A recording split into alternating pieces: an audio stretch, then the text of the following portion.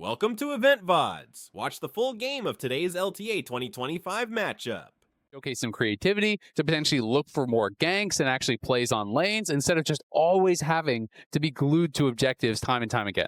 And especially with that happening this week specifically, because when you look at the LTA schedule, we've got a lot of those top half versus bottom half matchups. And if you're a bottom half team, I think you're actually really happy to have major changes to the game, to the systems of things when you're going up against the tougher squads, because now you have an extra lever you could pull. If you understand the changes better, if you have a better grasp on this new version of the game, that could be the edge you need to get a dub here. So let's go ahead and jump into it. Draft is already underway. Nefiri, Yone, Ezreal banned out by FlyQuest. Shopify taking out the Varus and the Vi. So if nothing else, we're not getting Varus Ezreal here in the first game. Nico, last ban of the first half. Yeah, my question is Kalista priority going to remain high with the nerfs that came through?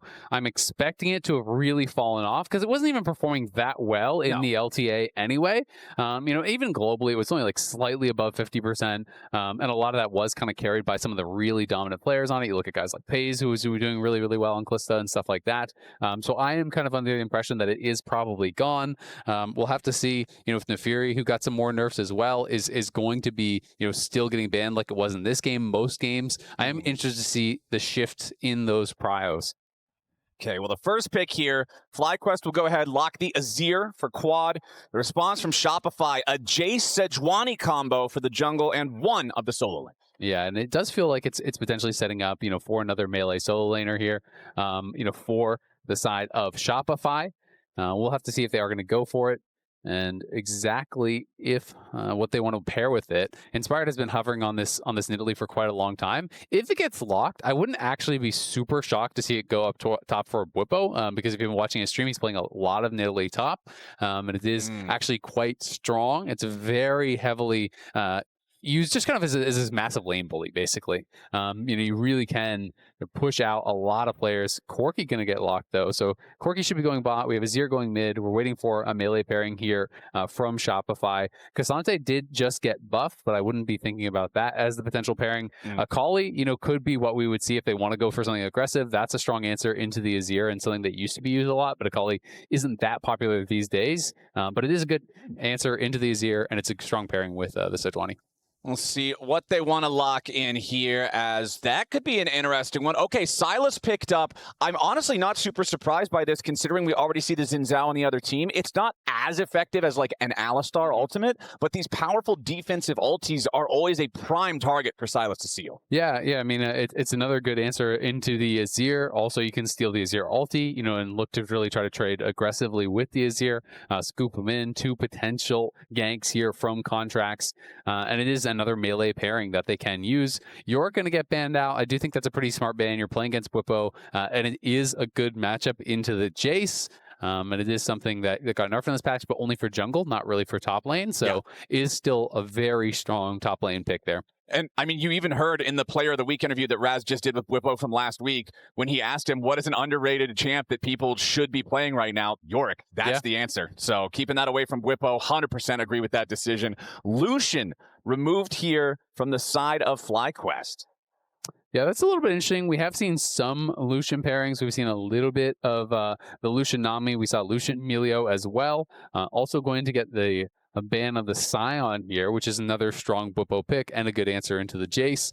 Bwipo still has a lot left in his pool, so it would be interesting to see where he goes. But of course, some of these top laners are going to get denied by the fact that there is a Sylas. When you think about good answers into Jace, one of the things that I always think of is things like Malphite, but of course you're never going to pick Malphite when the other team already has Jace. You're never going to pick Alistar when the other team already has Jace. Some of these picks do kind of get denied just by the fact that they are actually playing the Sylas. All right, Kalista will be that final ban. So a little bit of an answer to your previously posed question. They have enough respect for it that they're still going to ban it out here in the second half. Shopify is still needing to pick both AD carry and support. Likely, I'm guessing, we're going to see the AD carry here on pick number 4 to try to get an advantageous matchup for the lane with support on pick 5. And they're really running the clock down with this one. They know they're up against a Corki, and the final answer is going to be the Kaisa for B-Voy. All right, so we're just waiting for Seos for that last counter pick here down on the bot side. I wouldn't be surprised to just see like Renekton or Cassante or something like that from Bwipo up on the top side. Maybe he's going to try to really cook up a counter pick here and try to get a bit more creative. But things like that do seem pretty standard as far as the answers will go. This would be super spicy if they want to go for it. I'm not going to get baited until they lock it though, because Inspired was hovering it for quite a long time. But again, it is something that he has been playing a ton of, and it is going to get locked. So it will be Nidalee top here. He's going to be playing Grasp. It is, pretty much exclusively, AD Nidalee that they do go for. It is Triforce, and then people really diverge out from Triforce. Sometimes people go, really heavy into AD, Sundered Sky, and things like this. And sometimes people do just go more tanky from there. Or I've even seen like Triforce into kind of like AP to try to be more supportive later on. So this is going to be very, very interesting to see how it actually matches up. I haven't seen a ton of this matchup specifically against the Jace, but you start W, you get your traps down in lane, and you're basically just looking for grasp autos nonstop. You actually max your E for a lot of sustain in the lane, and you basically are just trying to constantly be auto attacking your opponent in lane, dipping in and out of the brushes, and using your move speed that you get through moving through brushes and also hitting traps, hitting spears, and things like that to really dominate that lane in the 1v1. Well, here's what I am worried about looking at this composition right now from FlyQuest, Azale. There is just no engage almost at all. Sans Azir diving in for a big shuffle. Nidalee has no CC. Azir has his ulti, but that's it. Corki, no CC. Braum's a disengager, but that's about it. And Xin Zhao has conditional CC, needing to prime 3 Talon Strike or make sure that the target isn't marked. And I think last week we kind of got a taste of what these types of compositions can look like, even if it is a high-ranked team versus a lower ranked team in the Cloud9 game, where they drafted a very low engage type of composition and struggled to get a good position in the game in their own matchup. Yeah, I mean, it is going to be really interesting. Like you say, generally speaking, when you play these low/no engage comps, you kind of need to be winning, right? It's like, if you're not ahead, it's very difficult because you don't have the ability to start fights on a dime. You want to get ahead in the lane. You want to force your opponents to walk into you. Then all of a sudden, not having that engage really becomes less of a disadvantage. So we'll see if FlyQuest can do it. I'm really excited to actually see Bwipo bust out this Nidalee top here. It has popped up from time to time in pro play, but it has not really been very popular at all. And it is definitely a niche pick. So another exciting pick here coming out here from Bwipo. So I'm really looking at this one as an opportunity for Shopify. I think that this is a team that has shown that they can move around the map, get some of those early leads like what you're talking about. You need to keep away from a draft like what FlyQuest has picked for themselves. And I want to see if Shopify can rise to the occasion here. The analysts' predictions, I think, are pretty spot on for what a lot of the community is expecting, which is a pretty one-sided matchup favoring FlyQuest, who have been at the top of the table, versus Shopify struggling a bit more. And we'll see if Shopify can get the early leads that can bring them a win here. Yeah, this is actually the first Nidalee top in the LTA/LCS since 2014 summer. Wow. Seraph played it. Again, it has been played around the world. The Shy has been playing it. Zay has played a couple games of it. I know some other people have played it as well.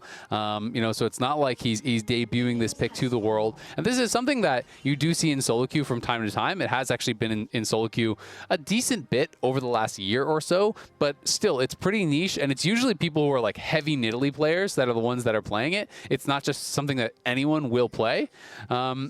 Going to be really interested to see how Bwipo does play this out. Another trick that you can actually do is if you want to prep your grasp, you can actually drop a trap on a jungle camp so that it spawns on that jungle camp as it starts. And then you'll see that he has a grasp proc ready. Doesn't look like he has that trap down, but then you can actually start the lane with the grasp auto immediately.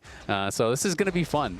Both of them already do have that lane ward in that side brush. You can see that Shopify even went and put another one in that front brush for him to give him 2 wards there. That's really going to help out Fudge because Nidalee is constantly trying to auto you and then dip into that side brush to drop the aggro from the minions. But because there's this extra ward here, it actually makes a really big difference in these kind of matchups because the minions will maintain aggro on Bwipo when he's dodging into the side there. Well, we'll keep track of how this lane bully versus lane bully matchup ends up going up here in the top side. But last week when we saw Shopify play their games in their series against Dignitas, they actually had leads in a lot of those games. And you can see here, they keep the game close for a while, right? At the Dignitas series, they were able to actually get out to some pretty meaningful leads before it crashed, but they'll keep the game close for a good long time. And then once they get near that 20-minute mark in the game, it seems like they have trouble figuring out what they want to do as a unit. What are the macro calls to then get further ahead or bring themselves back up to a better spot? Yeah, I mean, they've had a lot of really competitive games. You know, you could see on the goal graph they got blown out by TL, but when you look at the time they played against FlyQuest last, they actually were ahead on gold at 30 minutes against FlyQuest. FlyQuest had created the small earlier advantage, but then Shopify was able to win some fights, you know, pull that back, get into a lead themselves. It ended up then being FlyQuest, you know, still had the Dragon advantage, took Soul, won the game, whatever. But they've been close against them at 30 minutes. Cloud9, they had a really tight game against Cloud9 at, you know, 25, 27 minutes. And Fudge barely surviving there, as it is just so hard in the 1v1 here against Bwipo. And you can see Contracts is moving around. They may TP aggressively and try to look for a play here, but it looks like mostly Contracts just wants to go and grab that top scuttle. All right, Contracts making his way down into the river there. As you can see that Inspired is also on this side of the map. Teleport returning now from Fudge. As if Contracts moves up here, they might have the angle on Bwipo that they need. The Nidalee is pretty mobile. If nothing else, he should just have to spend Flash here. Stun coming out from the E. There you go. Escapes to the sky. Still takes the accelerated shock blast. So decent amount of damage. They get the summoner spell as well. But remember that Bwipo still has his teleport. So he'll just go ahead, go back to base, return here. And considering Fudge has already teleported and returned to lane, lost about 1/3 of his health, it's still going to be a good lane state for Bwipo. It is, but it would have been really good because the wave is pushing away from him. So he probably during this lost about, you know, 3 melees or so, maybe even a little bit more than that. You can see the wave is going to be very beneficial for Fudge. And the fact they lost his flash means likely he has way less pressure to actually go for a solo kill or something like that. You know, he was able to push Fudge back, but this is going to buy a lot of time, a lot of relief there for him on the top side. And you can see Contracts is clearing his ward.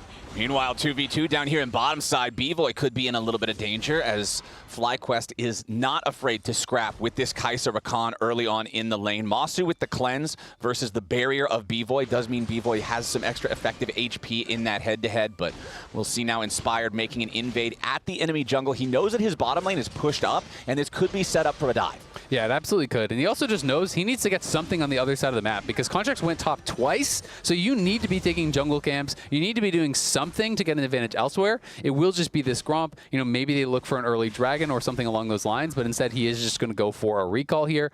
But those couple ganks towards topside definitely relieved the pressure there from Contracts.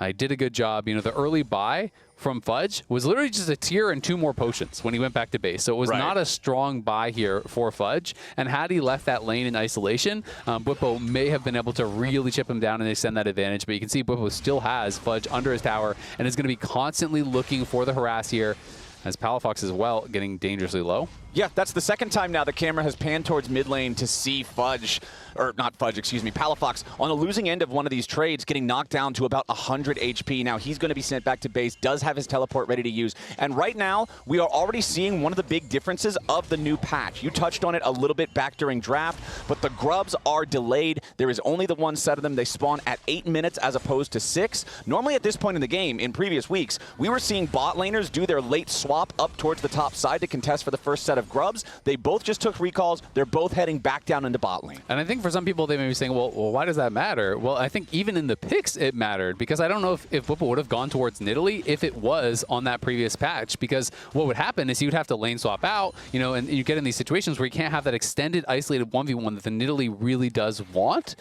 So I do think it really can have some pretty big knock-on effects on not just, you know, how you're setting up for objectives, but also what picks can become more viable. So we will see if Bwipo can continue to kind of build an edge. The CS is just dead even up on top side, but he is getting the push. He has taken 1 plate, and he is slowly whittling away at Fudge, but Fudge has done a pretty good job keeping his HP high. He has gone through both of his potions now, does have the 1 biscuit. Oh, nice knockback into the turret there for the extra turret shot to make the trade more even than it otherwise would be. It's still a 1 trade for Bwipo, but if it wasn't for the turret shot, that would feel real nasty for You can Fudge. See he's 3 points E right now. Exactly, yeah. If he didn't get him that knockback into the tower, it could have been a lot harder, but he's even going to be able to grab some fruit here.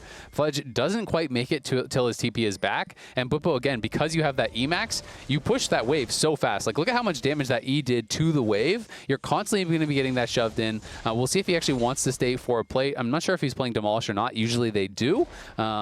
Would assume he is, yep. So he is going to be playing Demolish, E for the attack speed, get another plate here. And now the lane swap is coming through on a later timing here for the Grubs. So we'll see if Bwipo does go bot to match and if Masu and Busio are coming up here to try to contest those Grubs. But Bwipo's recall will be delayed, and we'll see if he gets stopped again. If he gets stopped again, it could be quite annoying, but it doesn't look like they're going to check. Yeah, one of the things I was curious about coming into this week is how often would we see teams care about the Dragon early on with the absence of the Grub's presence there. And it looks like this time around, it's not a ton of priority onto it. Inspired is just going to settle with taking the Drake here, almost just as that first set of Grubs still spawns. But Shopify have moved their duo up into the top side of the map. Masu and Inspired will take the Drake. B-Boy and Seos cashing in on a top lane turret. So Bwipo base started running back top, and it was a very late recall and reset here from Masu and Busio. And then as Bwipo started running back top, he then decided, okay, no, actually I'm going down to bot. It's going to be Busio moving up towards top. So this reset ended up being quite late from Shopify.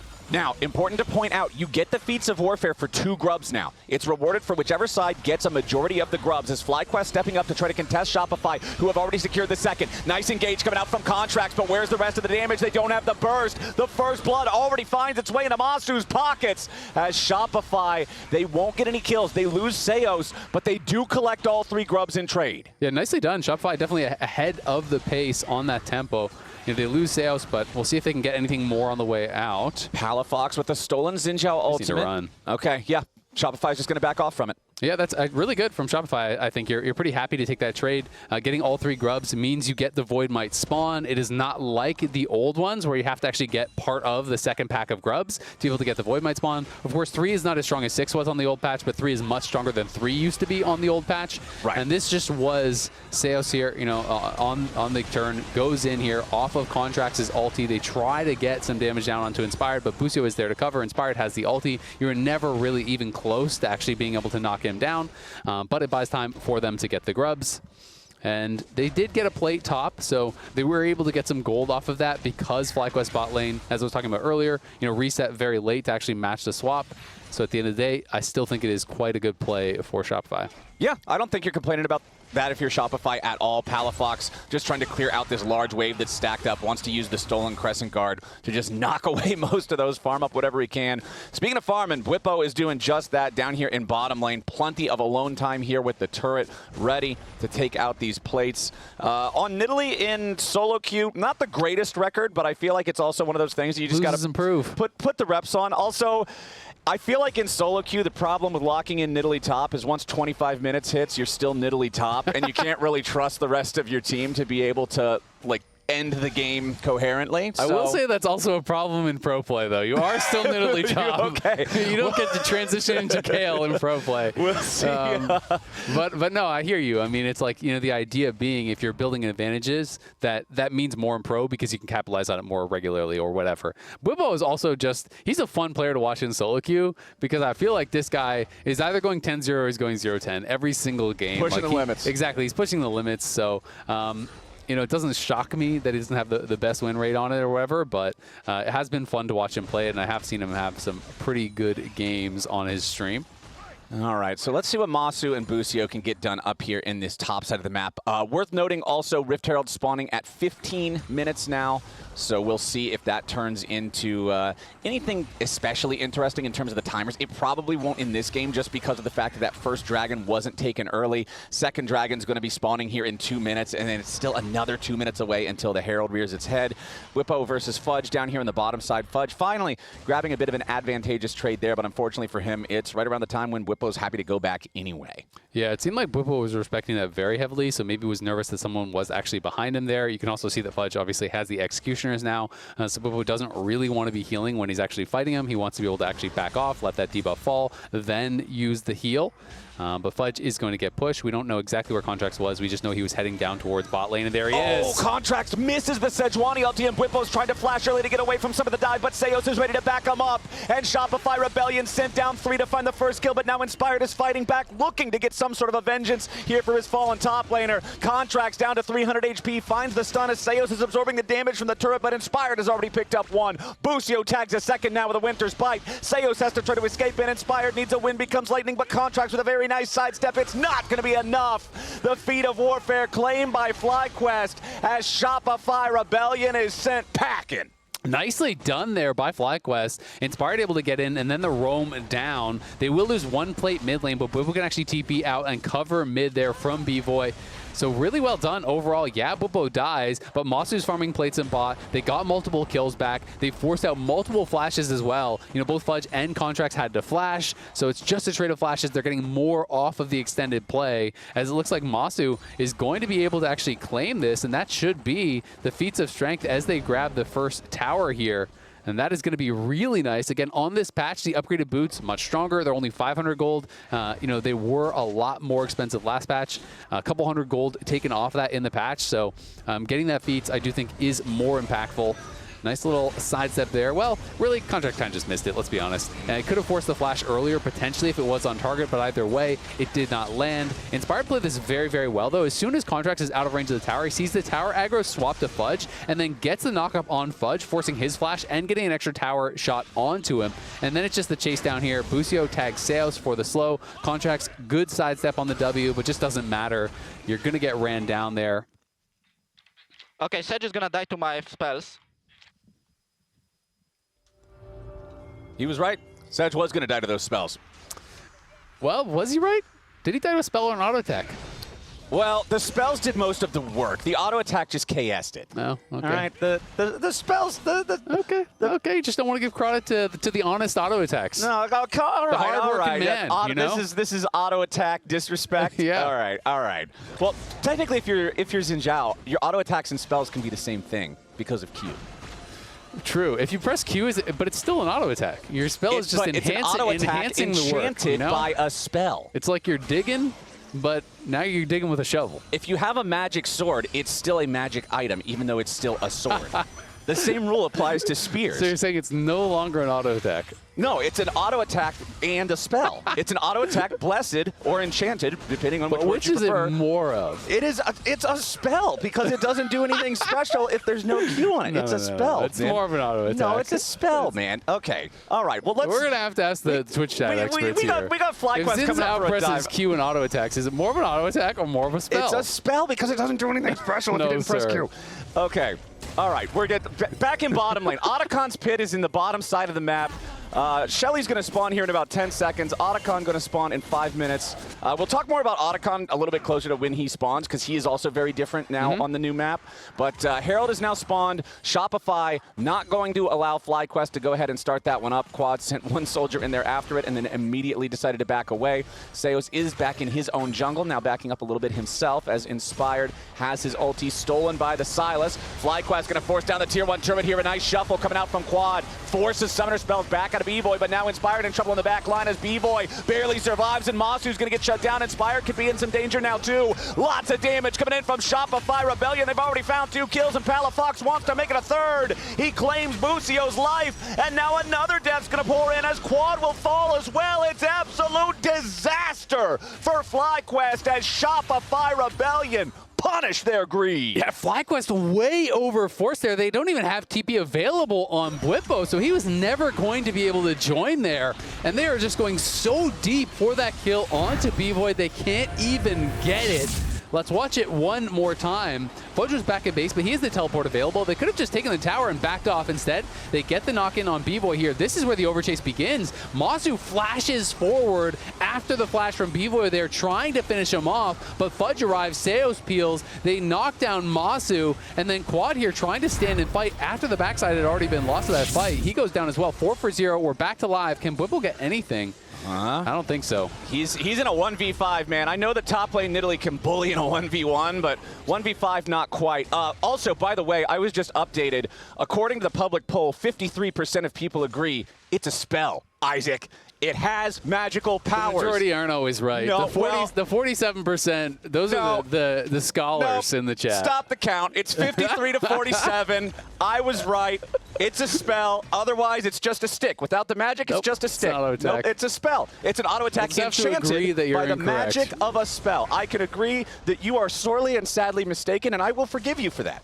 Because I am a good friend, and that's what good friends do. It's a kind of friendship is a kind of magic, just like the spell that is Xin Zhao's Q.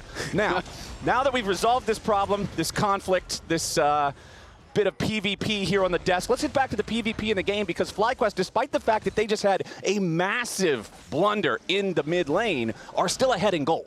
They are still ahead in gold, but they do still have Nidalee top, and I feel like that is a significant debuff to your team fighting later on. You know, Nidalee can. It's not like you can't do anything, but it is really hard as AD Nidalee to actually get in there. You can't just like 100 to 0 people by hitting some like juicy spear. You don't have a lot of AP to actually be able to just kind of like play the supportive role and heal people up.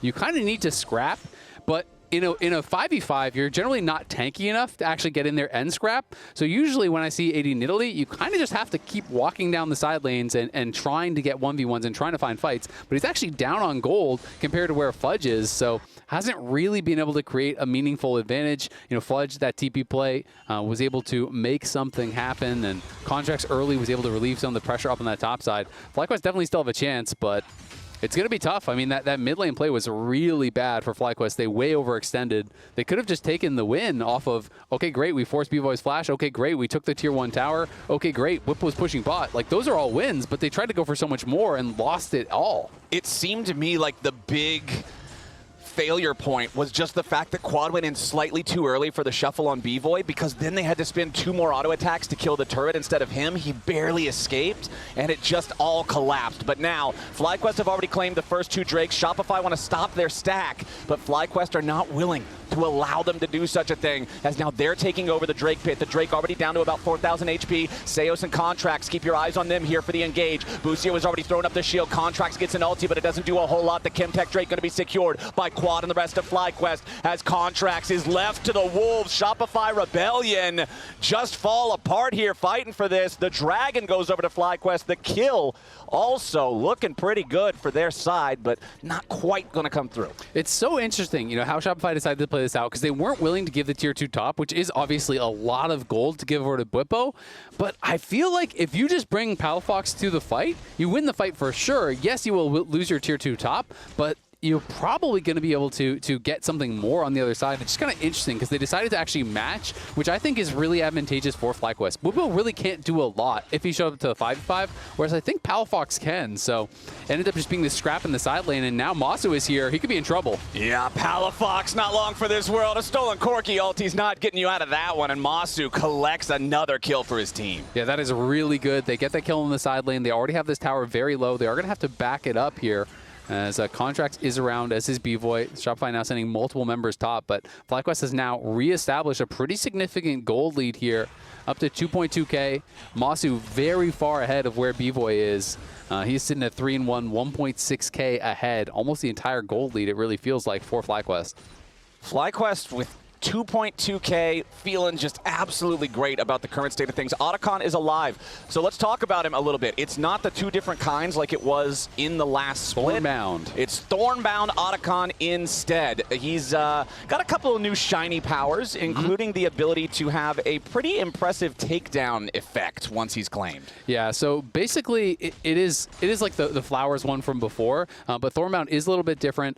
Basically what it does, instead of spawning this big kind of grove of flowers, the 30 flowers that you could pick up before, now it just sucks up all the flowers on the map, so you get 30 flowers less. You are getting a lot less experience as well as adaptive force, as Bwipo scrapping here with Fudge. Yeah, Bwipo versus Fudge is not a winning matchup right now. Fudge forcing the flash out of Bwipo. Oh, he could walk into Silas. This is a problem for the FlyQuest top laner. If you can't win the 1v1s, the Nidalee just feels so troubled, but the nice use of the Blast Cone gets Bwipo away. Yeah, that feels really bad for Palafox. You actually flashed there as well. But yeah, so you are minus 30 be on the flowers, but we will get to it. I just don't want to be interrupted by a fight. So yeah, so basically what you are gaining though is the automatic pickup of all the flowers. So if you get the smite, you get that. That is automatic. You also do get this takedown proc, like you were talking about, which is about 650 units in range when you get a takedown. You also get a 60% slow for 1.5 seconds, and you get 15% current health damage done to your enemies. So when you start to win a fight, you really start to win that fight even harder. But you are getting less experience, a less adaptive force, so there is that trade-off. I do think it is weaker than the previous version when you claim it, but it does have some different powers. I'll be excited to see when we first get to see that chain effect in a team fight really be the difference maker, because a 60% slow for 1.5 seconds is not negligible. Like that is a severe like hamstring. And I have seen some crazy moments for reset champions. I saw a Katarina game where they get that, and then Katarina gets a kill. AoE damage, AoE slow. That puts you even closer to your next kill. Even more AoE damage, AoE slow. You know, these kind of champions that have the resets. Neferi as well, obviously nerfed on this patch, but I've seen Neferi have some pretty crazy moments with those resets. I do think those style of champions, it can be really, really powerful. And even sometimes just getting that first kill means the slows start chaining, and the AD carry is just going to be able to always stay in range and keep getting those auto attacks out. So it definitely can be beneficial. But of course, when you're looking at like win rates and things like that, base stats are always going to kind of reign supreme because they're just always going to have that effectiveness, you know? All right, FlyQuest with a 1,500 gold lead. Nothing that's going to allow them to just play the game however they want. They seem to be very respectful of the Shopify Rebellion comp. And again, I want to remind everybody, FlyQuest want to be at objectives first. Their lack of engage means it's difficult for them to just walk up to Shopify. And right now, it's the Rebellion with control over the Otacon pit. It absolutely is. And just to kind of touch on the AD carry builds here, we have the full AD Kai'Sa here with the IE completed. And over on the other side, Masu did, you know, BT, has the collector, is going to be going for an IE third. More people have been experimenting with just kind of the BT first, as Bwipo may be going down here. He's got to run. Yeah, Fudge doing a good job here in this trade at the start. Gets the 1v1 against Bwipo's Nidalee. Fudge comes out on top. Quad makes the TP up into the top side of the map to guarantee that it's an even trade 1-for-1. But considering the enemy top laner is dead and the enemy mid laner just teleported to the other side of the map, the remainder of Shopify Rebellion is making the call to go for the Thornbound Otacon. Palafox is coming in over the wall to try to contest Inspired. They can't allow him to be able to steal this one away. They're all going to dive in, switch the focus over onto Inspired. Instead, but he steals it away. Inspired steals the objective, and now Masu's in a killing spree. He might just go even further. Shopify Rebellion crumble.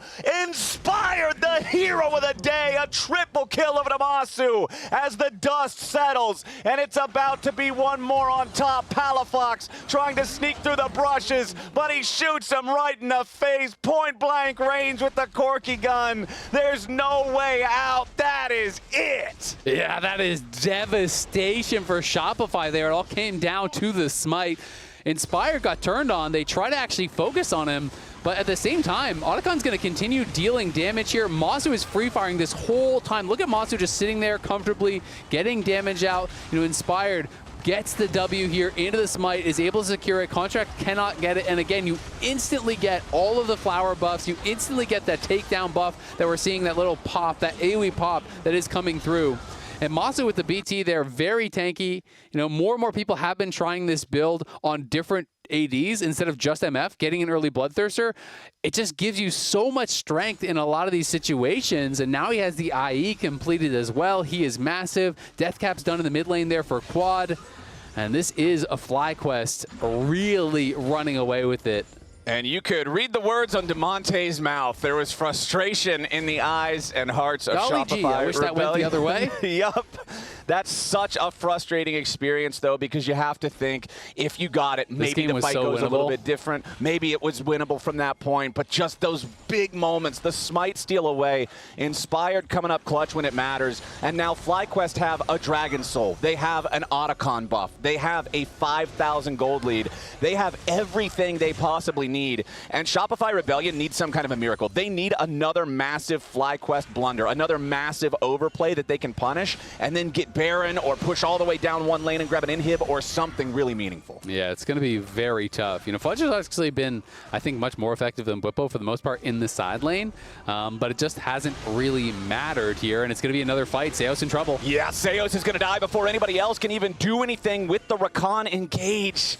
Just getting caught out there, and now FlyQuest moving up to continue their work on the turrets. Bwipo, free firing time on that tier 2 up there, claims that, brings the gold lead up to 6,500 as the rest of FlyQuest will move on over to the Baron. Taking this is great for them, and it also removes one of those comeback conditions from Shopify if they were to win a fight later on. B-Boy's going to walk up, try to check the area, immediately finds Busio waiting for him there with a winner's bite. Fudge versus Bwipo. B-Boy swooping in here with a killer instinct. One more shot's going to get him. Bwipo did not manage to flash over the wall, so the first kill goes to Shopify Rebellion as Palafox does not end up getting stunned by the fourth and final hit there with a Winter's Bite. Busio trying to get away. They want to go in after Quad, but a nice use of stasis keeps him alive. Masu going godlike. They've already killed 2 on the side of Shopify. Double kill over to Masu. The Corki is absolutely massive. Palafox needs a little bit more damage, but he ain't going to find enough. Contracts will die next. Everybody on Shopify is way too squishy for the 10-1 Masu Corki, and FlyQuest wipes the fight. Yeah, Masu is just going crazy in this game. He has just been untouched. It feels like the focus is on other players,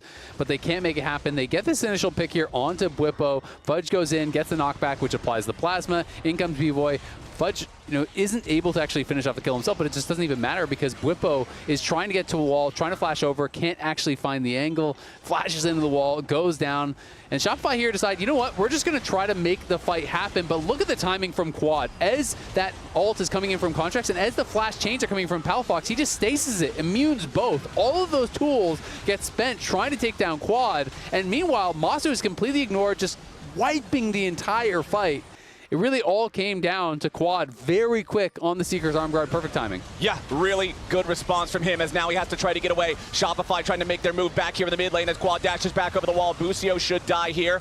Quad falling back to the safety of Inspired and Bwipo. FlyQuest now in a 3v5 in the mid lane, now a 4v5 with Masu ready to join, and honestly, they like those odds. B-Boy has to get away from the Sun Disc as Inspired keeps chasing after Palafox. Contracts defensive ulti to try to get him and the rest of the team out, but Masu's not going to allow it. Legendary Corki in the mid lane. FlyQuest have a 4v4 game, and they're smashing their way into the enemy base. The first inhibitor is already down in mid, and in bottom lane, the wave is just about ready to crash into the tier 3 turret next. Yeah, Shopify gonna try to defend here, but I don't think they have the gas to be able to hold on for very long. They're going to have to give this inhib very likely. They're waiting for Contracts up in 20 seconds. Busio just respawning now, so it is going to be a 5v4, potentially briefly if they overstay, but they are just going to back off instead. And we'll see if Shopify can find any sort of a chase. Doesn't look like there's going to be an angle for it. No, there's just... If you try to chase after them, if you try to walk into any fog on the map, there's a chance you've just got a Corki waiting there for you. Braum tags you with Winner's Bite. Sorry, you're dead. Masu is so far ahead this game. And honestly, Quad is to... And Inspired is to... And Boost... Everybody that's not Bwipo on Nidalee, who has been kind of the sacrificial lamb, he just draws aggro, people kill him, he's like, aw, rats, you got me, and then the rest of the team wins. Yeah, exactly, the sacrificial cat up in the top lane. He has gone more towards that full, like, heavy AD bruiser style that you were talking about with the Sundered Sky and the Sterix, so it's harder to kill him, but his job is just to be a nuisance, provide a little bit of pressure. The job's been done at this point. They're 11,000 gold ahead. There's 1 minute and 15 seconds till the Elder Dragon spawns, but honestly, I don't think FlyQuest need it. You just keep them locked up here in the base, you force the end, and I don't see a world where Shopify is able to do a whole lot of anything about it. I mean, just Masu is so tough to take down. Now he has a full shield bow plus the Bloodthirster shield. He'll have his cleanse back soon. He has his flash. He's going to be almost impossible to take out. There's a Mikhail's and a Locket on Busio. He's going to be protecting him. Yeah. If you can't kill Masu, you just can't win the fight, and I just don't think they have the tools or the damage to really be able to do it unless Masu just like Valks in the middle of 5 people. Yeah, Masu would have to make a pretty serious error, but right now it's all 3 inhibitors down. FlyQuest on the victory push. Shopify have 1 fight left, but the health bars are just getting chipped away before the fight can even start. Bwipo and Masu just poking at these guys as the first Nexus turret is already about to die. It's going to drop right there before the fight even starts. Contracts and Seos have to find their way in. Seos gets a knock up onto Quad, but it's not going to matter as Masu's already killed him. Double kill for the Corki. B-Boy with a killer instinct is going nowhere fast. The stasis isn't going to work. Quad even lives through it. Only 2 left alive on Shopify Rebellion, but the Nexus turrets are down. FlyQuest will look to pick up whatever they can here on the steps and pad those stats, but 19-8, FlyQuest take game 1. Nicely done by FlyQuest, but it's another game